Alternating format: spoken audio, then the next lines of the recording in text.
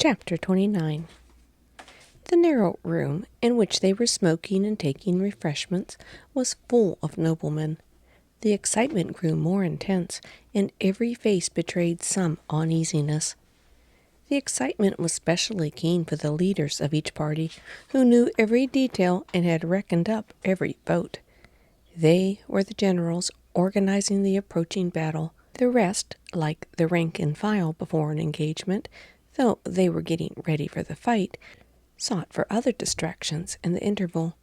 Some were lunching, standing at the bar, or sitting at the table.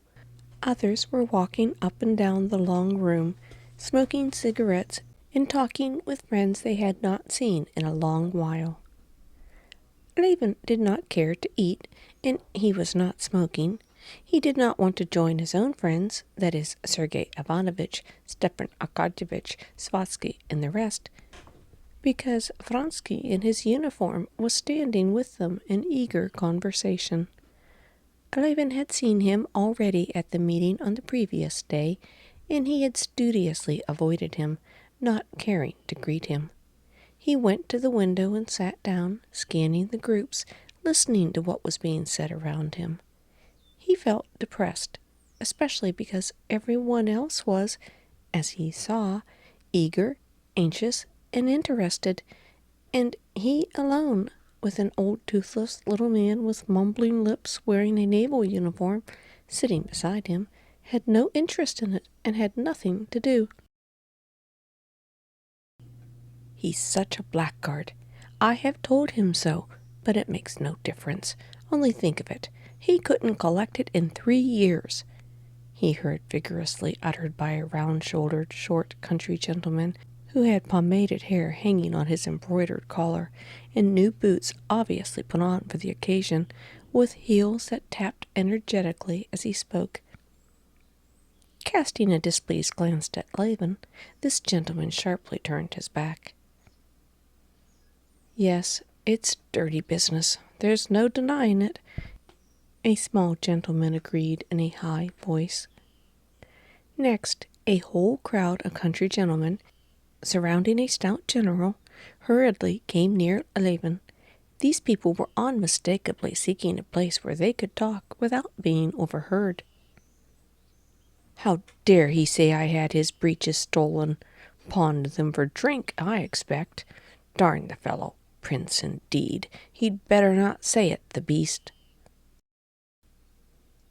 "But, excuse me, they take their stand on the act," was being said in another group. "The wife must be registered as noble." "Oh, darn your acts. I speak from my heart. We're all gentlemen, aren't we? Above suspicion." "Shall we go on, Your Excellency? Fine champagne." Another group was following a nobleman who was shouting something in a loud voice. It was one of the 3 intoxicated gentlemen. "I always advise Marya Semyonovna to let for a fair rent, for she can never save a profit," he heard a pleasant voice say. The speaker was a country gentleman with gray whiskers, wearing the regimental uniform of an old general staff officer.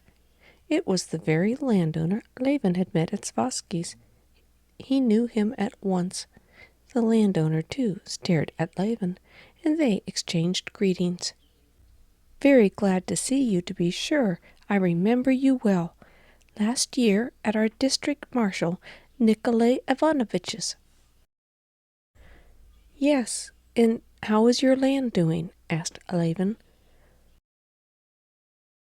"Oh, still just the same, always at a loss," the landowner answered with a resigned smile, but with an expression of serenity and conviction that so it must be.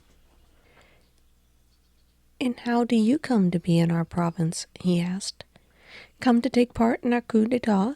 he said, confidently pronouncing the French words with a bad accent. "All of Russia is here, gentlemen of the bedchamber, everything short of the ministry." He pointed to the imposing figure of Stepan Arkadyevitch in white trousers and his court uniform, walking by with a general. "I ought to own that I don't very well understand the drift of the provincial elections," said Levin. The landowner looked at him. What is there to understand? There's no meaning in it at all. It's a decaying institution that goes on running only by the force of inertia. Just look. The very uniforms tell you that it's an assembly of justices of the peace, permanent members of the court, and so on, but not of the noblemen. Then why do you come? Asked Levin. From habit, nothing else. Then, too, one must keep up connections. It's a moral obligation of a sort. And then, to tell the truth, there's one's own interest. My son-in-law wants to stand as a permanent member. They're not rich people, and he must be brought forward. These gentlemen now, what do they come for? He said, pointing to the malignant gentleman who was talking at the high table. That's the new generation of nobility. New it may be, but nobility it isn't. They're proprietors of a sort, but we're the landowners. As noblemen, they're cutting their own throats. But you say it's an institution that has served its time. That it may be, but still it ought to be treated a little more respectfully. Snetkov, now. We may be of use, or we may not, but we're the growth of 1,000 years. If we're laying out a garden, planting one before the house, you know, and there you've a tree that stood for centuries in the very spot, old and gnarled it may be, and yet you don't cut down the old fellow to make room for flower beds, but lay out your beds so as to take advantage of the tree. You won't grow him again in a year, he said cautiously, and then immediately changed the conversation. Well, and how is your land doing? Oh, not very well. I make 5%. Yes, but you don't reckon your own work. Aren't you worth something too? I'll tell you my own case. Before I looked to seeing after the land, I had a salary of £300 from the service.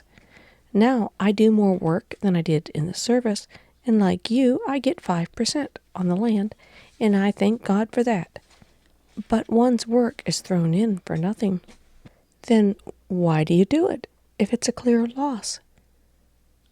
Oh, well, one does it. What would you have? It's a habit, and one knows it's how it should be. And what's more, the landowner went on, leaning his elbows on the window and chatting, my son, I must tell you, has no taste for it. There's no doubt he'll be a scientific man, so there'll be no one to keep it up. And yet one does it. Here this year I've planted an orchard. Yes, said Levin. That's perfectly true. I always feel there's no real balance of gain in my work on the land, and yet one does it. It's a sort of duty one feels to the land. But I'll tell you what, the landowner pursued. A neighbor of mine, a merchant, was at my place. We walked about the fields and the garden. No, said he, Stepan, everything's well looked after, but your garden's neglected. But as a fact, it's well kept up.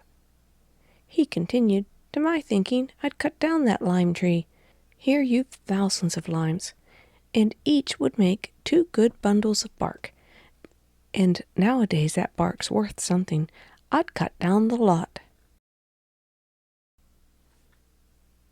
And with what he made, he'd increase his stock, or buy some land for a trifle, and let it cut in lots to the peasants, Levin added, smiling.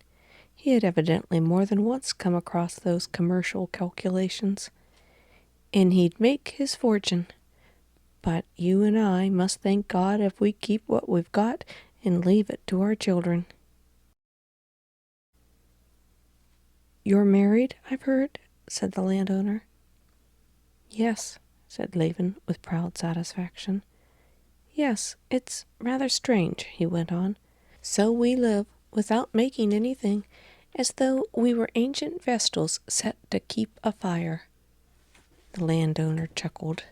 There are some among us, too, like our friend Nikolay Ivanovitch or Count Vronsky, he settled here lately, who try to carry on their husbandry as though it were a factory. But so far it leads to nothing but making away with capital. But why is it we don't do like the merchants? Why don't we cut down our parks for timber? Said Levin, returning to a thought that had struck him. Why, as you said, to keep the fire. Besides, that's not work for a nobleman, and our work as noblemen isn't done here at the elections, but yonder, each in our own corner. There's a class instinct, too, of what one ought and oughtn't do. There's the peasants, too.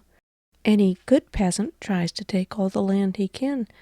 However bad the land is, he'll work it, without a return, too, at a simple loss. Just as we do, said Levin. Very, very glad to have met you, he added, seeing Svosky approaching him. And here we've met for the first time since we met at your place, said the landowner to Svosky, and we've had a good talk, too. Well, have you been attacking the new order of things? Said Svosky with a smile. That we're bound to do,